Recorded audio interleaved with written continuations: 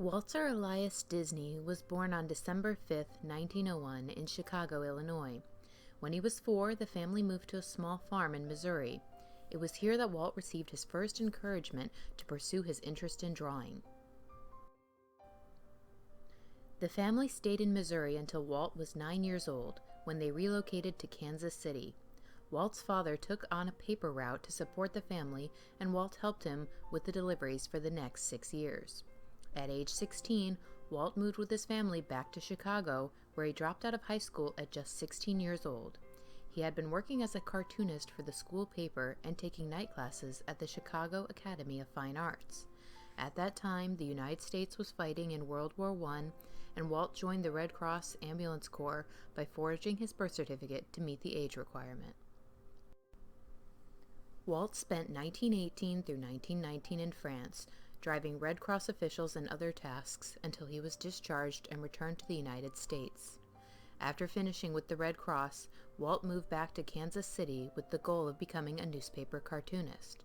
The paper hired him, but to create ads for magazines and movie theaters. Disney wanted to pursue a career in animation, however, and opened a film studio called Laugh-O-Gram in 1922. However, this ended due to financial struggles in 1923. Walt, however, was not dissuaded from his goal. He packed up and moved to Hollywood that same year to open Disney Brothers Studio with his older brother Roy.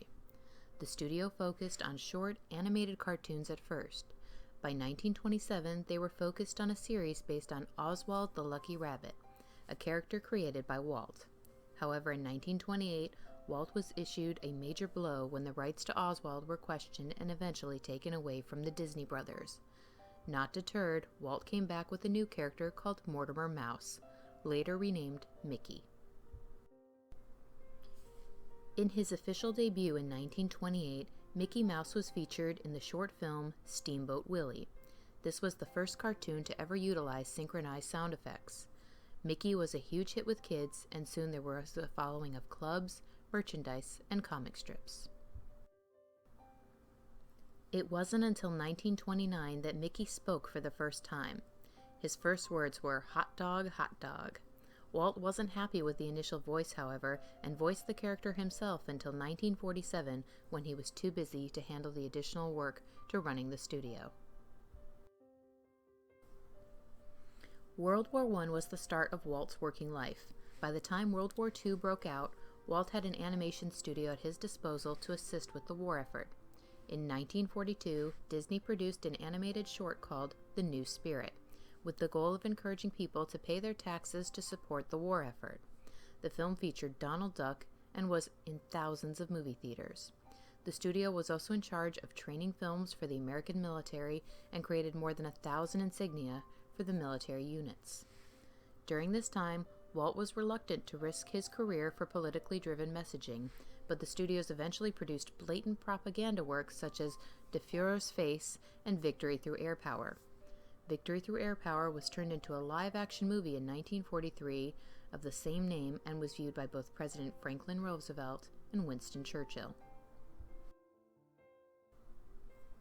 By 1953, Walt already had plans to create a small amusement park near his Burbank studio, but his ambitions grew and he hired a research firm to look at the possibility of building a full-fledged theme park in Southern California. After extensive looks at population growth, transportation, and other variables, the firm recommended a location that would eventually become the home to Disneyland, a 160-acre parcel. Construction began in 1954 and opened a year later on July 17th. As mentioned in Jurassic Park, when Disneyland opened, nothing went right. There was extensive overcapacity, rides broke, the park wasn't completely finished yet, and a gas leak forced Fantasyland to close that day. Ronald Reagan, when he was still an actor, was doing a television broadcast that went to almost 70 million Americans, but it was riddled with technical difficulties. Despite these glitches, however, the park was a huge success. And as a bonus fun fact, the original cost of a ticket was $1 for adults and 50 cents for children.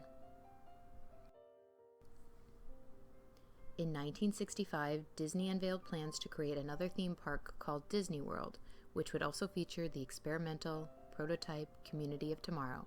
otherwise known as Epcot. In 1966, doctors discovered that Walt Disney had lung cancer due to his lifetime smoking.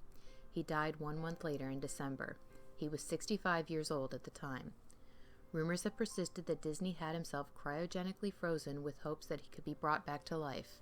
Despite these stories, however, the real fate of Disney was that he was cremated and interred at the Forest Lawn Cemetery in Glendale, California.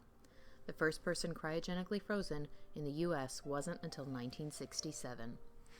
Surprisingly, despite his success in business and larger-than-life legend, he was a shy, self-deprecating man in private. There have been significant claims regarding his personal views, including on racism and anti-Semitism, which have all been refuted by people who knew him. In the years since his death, different theories have been presented, refuted, created, and spread. However, one thing has been true: his influence remains unquestionable. Thank you for joining me today on this little overview of Walt Disney. If you have other ideas for people you would like to cover, or a more in-depth look at any of the fun facts regarding Walt Disney, Disney World, or Disneyland, please let me know in the comments below.